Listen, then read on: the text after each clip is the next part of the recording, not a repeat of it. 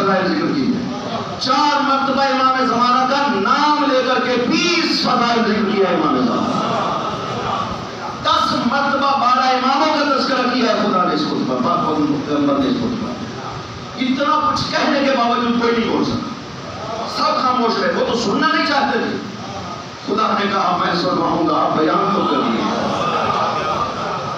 یہ وہ خوف تھا جو پیغمبر اکرم کو حاصل, یہ وہ وعدہ ہے جو خدا نے دیا کہ آپ بیان.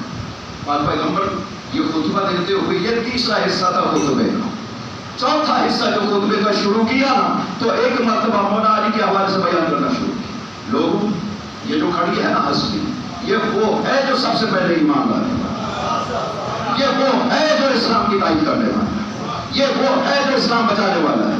یہ کہتے کہتے ایک مرتبہ سوال کیا, الست اولا بکم من انفسکم, کیا میں نبی تمہاری جانوں پر تم سے زیادہ حق رکھتا ہوں یا نہیں رکھتا ہوں؟ سب نے کہا بلا یا رسول اللہ, ہاں یا رسول اللہ آپ سب سے زیادہ ہم پہ حق رکھتے ہیں. ادھر یہ جملہ سنا, ادھر علی سے کہا علی اوپر آ جاؤ. علی اوپر ہے. پیغمبر نے علی کے بغلوں میں ایسے ہاتھ دیے, علی کو بلند کر لیا, اتنا بلند کیا کہ علی کے قدم پیغمبر کے گھٹنوں کے برابر ہو گئے. بلند آواز سے کہا من کنت مولا ہو فہذا علی مولا.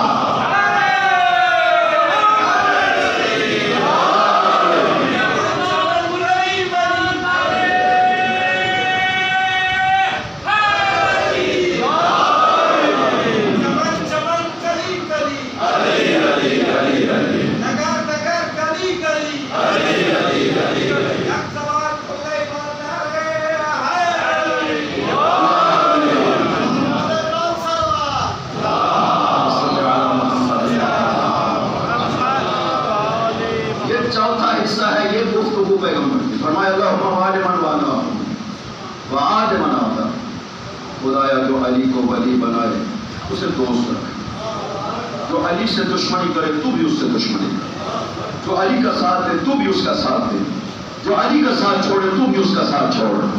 یہ ابھی جملہ مکمل ہوا تھا کہ جبرائیل نازل ہوا. خدا فرماتا ہے الیوم اکملت لکم دینکم واتممت علیکم نعمتی ورضیت لکم الاسلام دینا. پیغمبر آج دین مکمل ہو گیا, آج نعمت تمام ہو گئی, آج اسلام خدا کو پسندیدہ دین بن گیا ہے.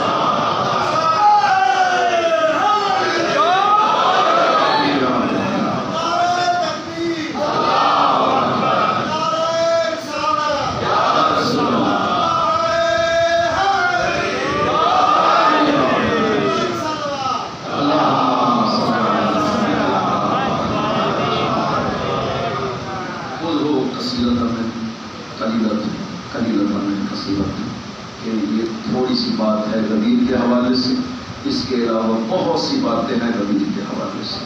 ابھی وقت نہیں ہے کہ باتوں کو پیغمبر نے یہاں اس کے بعد اور بہت سے کام کیے ہیں تاکہ ولایت علی مضبوط ہو جائے. اور پھر ذمہ داری لگائی فلیبلغ الشاہد الغائب, کہ جو شاہد ہیں نا ان پہ واجب ہے کہ ان کو پہنچائیں جو غائب ہیں. وہی بات جو خدا نے فرمائی ہے آیت نمبر 7 سورہ مائدہ میں, وہی بات پیغمبر نے خطبہ میں بھی ارشاد فرمایا. اذکروا نعمت اللہ علیکم ومیثاقہ الذی واثقکم, ذکر کرنا واجب ہے تم پر اس نعمت کو جو خدا نے کی اور اس میثاق کو جو خدا نے تمہارے ساتھ باندھا. اذ کنتم سمعنا واطعنا, وہ خود کہتے تھے کہ ہم نے سنا بھی ہے اور اطاعت بھی کی ہے. اس کو یاد کرتے پیغمبر نے فرمایا تم پہ واجب ہے جو موجود ہو, یہ پیغام ان کو پہنچانا جو موجود نہیں ہے. تو یہ نسل در نسل جو غائب ہیں ان کو پیغام پہنچاتے رہیں گے چونکہ خدا نے ذمہ داری لگائی ہے. یہ اعلان ہوا تشریف لائے مدینہ میں, اور 3 دن وہ وفد بھی آ چکا تھا مدینہ میں, نجران کے نصارہ. 3 دن پیغمبر اکرم سے بات کرتے رہے. اس کا بھی ایک خاص تفصیل ہے کہ وہ کس انداز میں پیغمبر کے سامنے آئے تھے. نصارہ کے جو علماء ہیں ان کی عادت, انہوں نے اپنے جتنے بھی بڑے بڑے علماء تھے سب کو بھیج دیا. زید کو, حارثہ کو, صحابہ کو, ایک اور ہے حارث ہے, یہ اور 60 افراد اور تھے فاضل ان کے چنیدہ افراد جو بزرگان تھے, قوم کے سب کو بھیجا تھا. وہ اپنے پورے زیورات پہن کے آئے تھے, سونا لگایا ہوا تھا, سروں پہ ٹوپیاں سونے کی تھی, دھونے کے بعد یہ سب کچھ لگا کے آئے تھے پیغمبر کی خدمت میں جب حاضر ہوئے اور پیغمبر نے روح پھیر لیا باہر نکلی. ان کے دو دوست اصحاب میں سے ان سے جا کر ملے کہ وجہ کیا ہے کہ پیغمبر نے ہمیں قبول کیوں نہیں کیا, ہماری طرف توجہ نہیں کی, روح پہ پھیر لیا. اس نے کہا وجہ مجھے معلوم نہیں ہے, وجہ اگر پوچھنا چاہتے ہوتے علی سے پوچھ کے پیغمبر کو علی سمجھتے. جب مولا علی سے پوچھا کہتے یا علی کیا وجہ ہے, آپ نے فرمایا کہ یہ اتارو لباس ہوگا, سادہ لباس پہن کے جاؤ پھر قبول کر لیں گے. پیغمبر نے سادہ لباس پہن کے آئے, پیغمبر نے آؤ بھگت کی, قبول کیا, ہدایہ جو لائے تھے وہ قبول کیے. اس کے بعد انہوں نے اجازت مانگی اپنی عبادت مسجد کے اندر کرنے کی. آپ نے فرمایا پڑھو اپنی عبادت کو مسجد میں کرو. 3 دن تک پیغمبر اکرم سے گفتگو ہوتی رہی. وہ دلیلیں دیتے رہے کہ عیسیٰ خدا کا بیٹا ہے. کیوں؟ اس لیے کہ عیسیٰ بغیر باپ کے پیدا ہوا تو خدا کا بیٹا ہے. اور پھر مختلف جہات میں بات کرتے رہے, حضرت عیسیٰ مردوں کو زندہ کرتے تھے, یہ بھی خدا کا کام ہے. تو یہ ساری دلیلیں جب دی پاک پیغمبر آگے سے ان کو دلیلوں کو رد کرتے رہے. کہا خدا کی قدرت ہے, خدا جسے چاہے جیسے پیدا کر دے. وہ نہیں مانے تو پھر انہوں نے کہا کہ ٹھیک ہے آپ مباہلہ کر لیجیے. پاک پیغمبر کو حکم ہوا کہ ان کو مباہلہ کی دعوت دیجیے یا رسول اللہ, اگر یہ نہیں مان رہے تو مباہلہ کر لیجیے. تو پاک پیغمبر نے ان کو مباہلہ, یہ جو دلیل پیغمبر نے دی تھی خدا و دلیل نے قرآن اسی صورت کسی آیت سے پہلے نازل کی. یہ 100 نمبر آیت کا سورہ ہے, 60 نمبر آیت میں خدا نے بیان کیا ہے کہ اِنَّ مَثَلَ عِیسیٰ عِندَ اللہِ کَمَثَلِ آدَمَ خَلَقَهُ مِن تُرَابٍ ثُمَّ قَالَ لَهُ كُن فَيَكُونُ. عیسیٰ جو ہے اس کی مثال خدا کے نزدیک ایسے ہی ہے جیسے آدم ہے. عیسیٰ کی تو بھی ماں موجود ہے, آدم کی نہ ماں ہے نہ باپ ہے. خدا نے اگر آدم کو خلق کر لیا ہے مٹی سے بنا کر, ایک ارادہ فرمایا ہے ان کا فیکون, آدم زندہ انسان بن گیا ہے, تو عیسیٰ کی خلقت خدا کے لیے کون سا مشکل ہے؟ اگر ماننا ہے خدا کا بیٹا تو پہلے آدم کو مانو پھر عیسیٰ کو مانو. لیکن عیسیٰ میں تو انسان والی بات پائی جاتی ہے کہ وہ ماں کے ساتھ ہے, ماں کے ذریعے پیدا.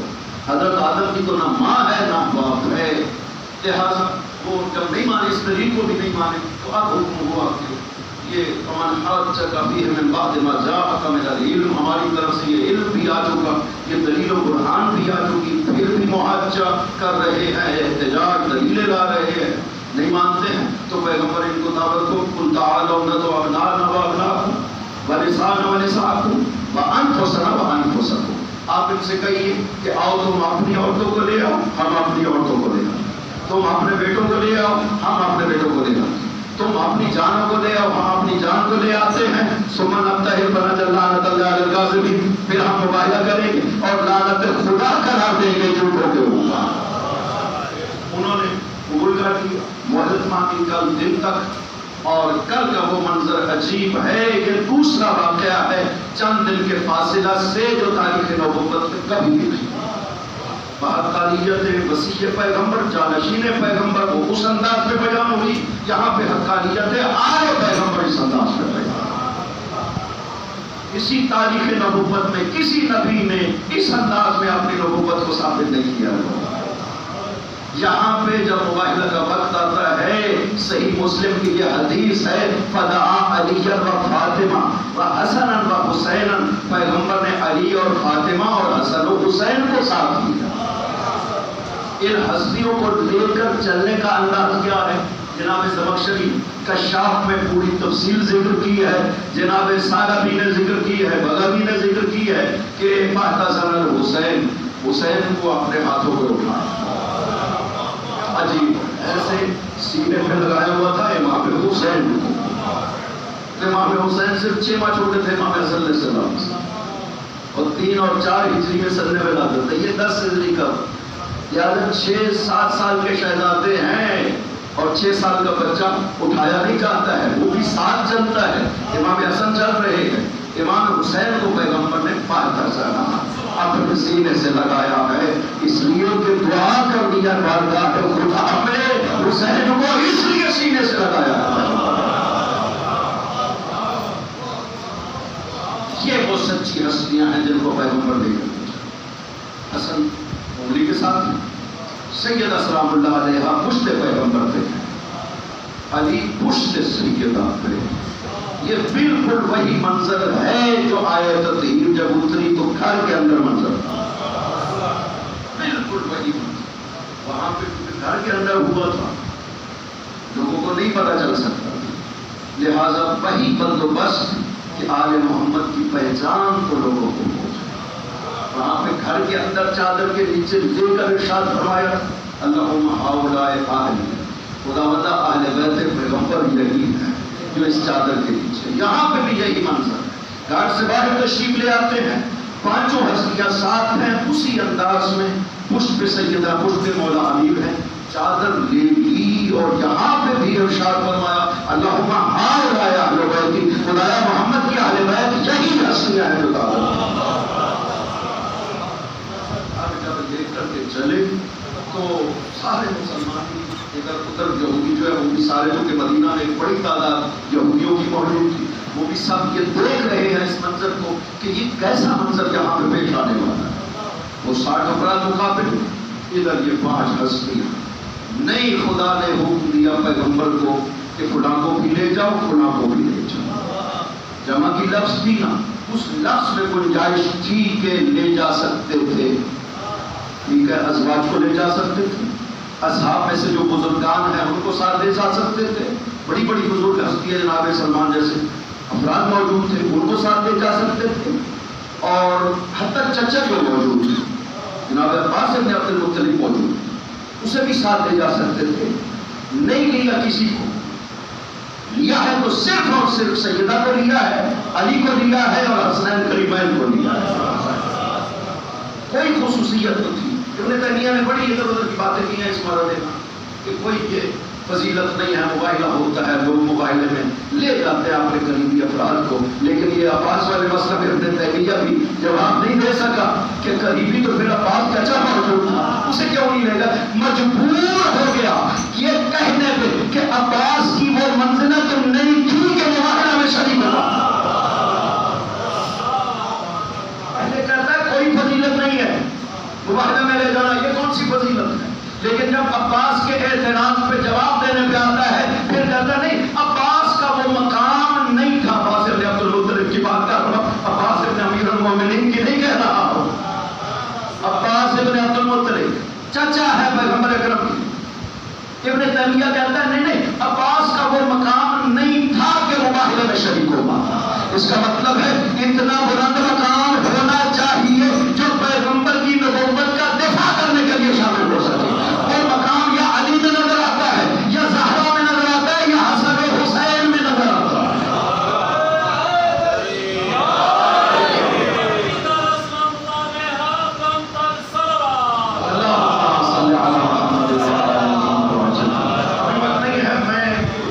اسلام نے یہاں پہ باتیں کی ہیں وہ کہنے، کچھ نے ڈنڈیاں ماری ہیں، کچھ نے انکار کیا ہے، کچھ سب باتیں ہیں جو تفصیل سے بیان ہونی چاہیے.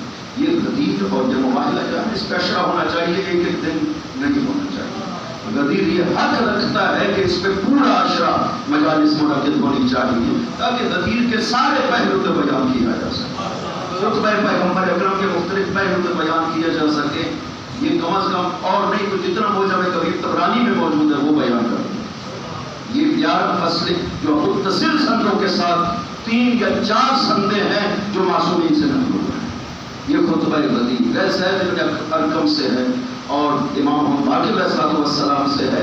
لہذا یہ سندیں ان کے ساتھ اگر خطبہ کو بیان کیا جائے تو یہ وقت ہونا چاہیے تاکہ سب باتیں کہہ سکیں. لہذا مباہلہ میں جو علماء اسلام نے باتیں کہی ہیں ان سب کو چھوڑ کر اصل ہم آیت کے ساتھ گفتگو کرتے ہیں کہ پاک پیغمبر تشریف لاتے ہیں. یہ لفظ ہیں تاریخ کے جو کشاف نے بڑی تفصیل سے زمخشری نے نقل کیے ہیں کہ اس حارث نے جب دیکھا نا ان ہستیوں کو تو اس نے ایک جملہ کہا انی ارا وجوہا، میں کچھ ایسی ہستیوں کو دیکھ رہا ہوں لو سأل اللہ ان یزیل جبلا من مکانہ لازالہ. یہ ہستیاں اگر خدا سے کہہ دے کہ اس پہاڑ کو اپنی جگہ سے ہٹا دے تو خدا ہٹا دے گا اس پہاڑ کو.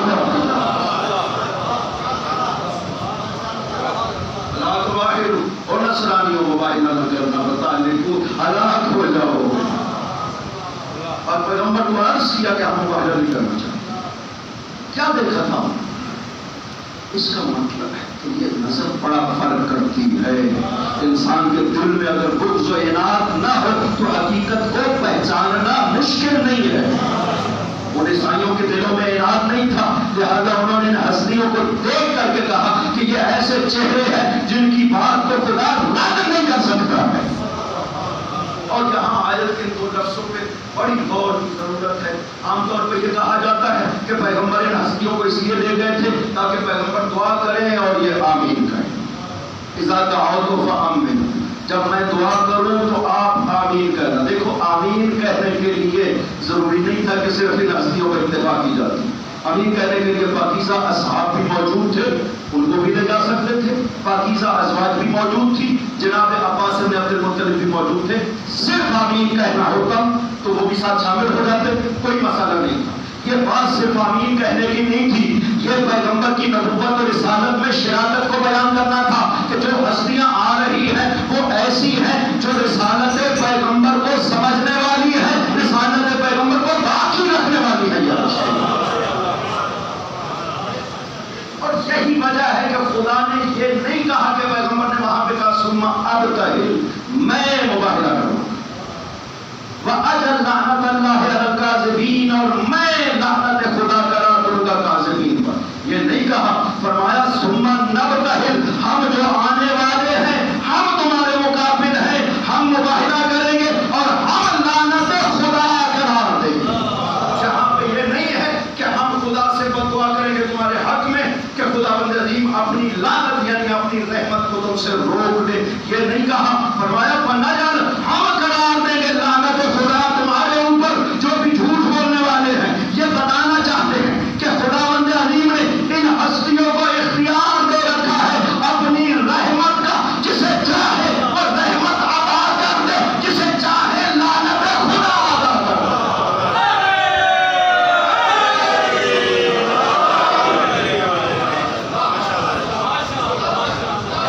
ये आयत के लफ्ज़ हैं,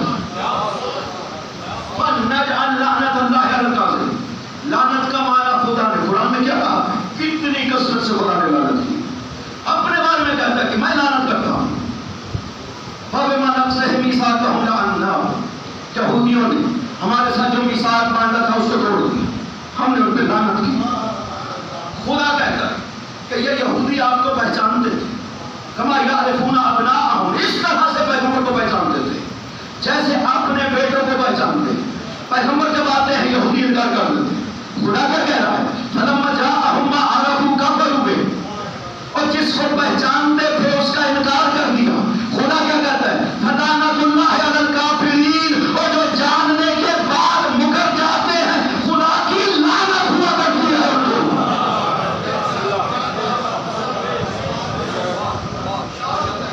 फलम्मा जाअहुम मा अरफू कफरू बिही फलानतुल्लाहि अलल काफिरीन। खुदा कहता है मैं लानत करता हूं, इसलिए उसकी रहमत है, वो जिसको चाहे रहमत अता करे, जिससे चाहे अपनी रहमत को रोक दे। ये रहमत को रोकना लानत खुदा है। जहां ये हस्तियां कह रही हैं, सिर्फ पैगंबर नहीं कह रही, ये 5 के 5 जो तशरीफ लाने वाले हैं, ये है नब्तहिल, हम मुबाहला करेंगे। कह सकते थे ना कि रिसालत हमारा मसला तो नहीं, रसूल हम तो नहीं है, रसूल तो पैगंबर अकरम है। लिहाजा ये क्यों कहा कि नब्तहिल, हम मुबाहला करेंगे? इसका मतलब है रिसालत जैसे पैगंबर का मसला है, इसी तरह रिसालत इनका भी मसला है जो हमारा पैगंबर आए। बस वही आ सकते थे जो रिसालत का इसी तरह से अपना मसला समझते हो जैसे रसूल समझते थे रिसालत, वही साथ आ सकते थे, वरना नहीं आ सकते। बड़ी खूबसूरत बात है, बिल्कुल अगली बात है। एक यहूदी ने कही थी, वक्त बहुत ज्यादा हो गया, मैं वादी साहब छोड़ करके एक जुमला कह दूं ताकि ये कानून आपके जहन में रहे। यहूदी आता है मदीना, यूनान से आता है, खलीफा दोम का दौर है, और आकर के खलीफा से अर्ज करता है कि आप जानशीन पैगंबर हैं। उन्होंने कहा मैं जानशीन पैगंबर हूं। उसने कहा कि मैं हजरत हारून की औलाद में से, मैंने अपने जद हारून के हाथ से ये लिखा हुआ देखा।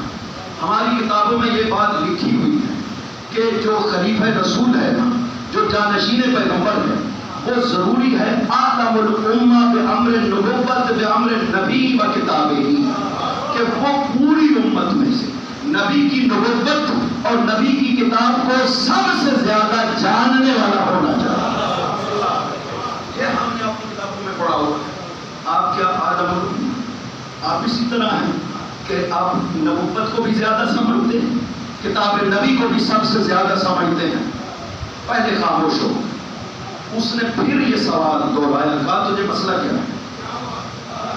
وہ بات نہیں آنے والا، پہلے تو خاموش ہو گئے تو ممکن نہیں آپ دوبارہ نہ سوال کریں۔ پھر اس نے کہا، اس نے کہا نہیں مجھے بتائیں، آپ عالم امت ہیں، کہا تجھے مسئلہ کیا ہے؟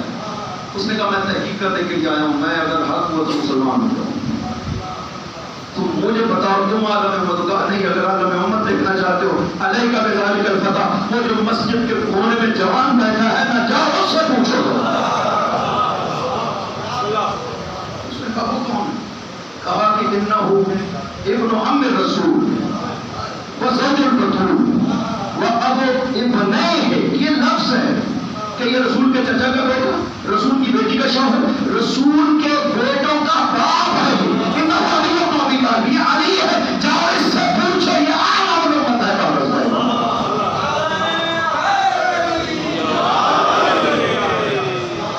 اس نے قانون سمجھا دیا کہ پیغمبر کی جگہ پہ بیٹھنے کے لیے رسالت پیغمبر اور کتاب پیغمبر کو سب سے زیادہ جاننے والا ہونا چاہیے۔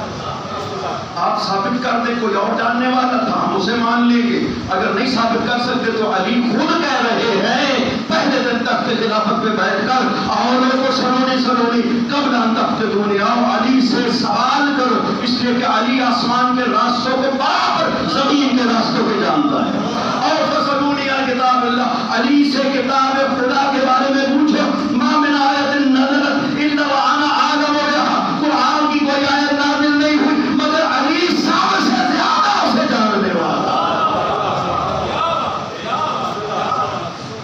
اور یہ دعویٰ ہوگا تو تب جانشین پیغمبر بن سکتا ہے۔ خدا بندہ صدقہ محمد و آل محمد ہمارے دلوں میں محبت و ولایت امیر المؤمنین میں اضافہ فرما۔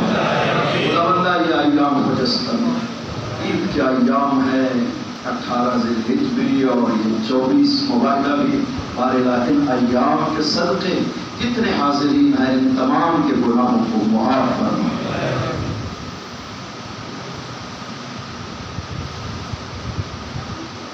بارے حاضرین میں سے جو مریض ہے، ان کے متعلقین میں سے جو مریض ہیں، ان کو شفا کامل و عاجل بنا۔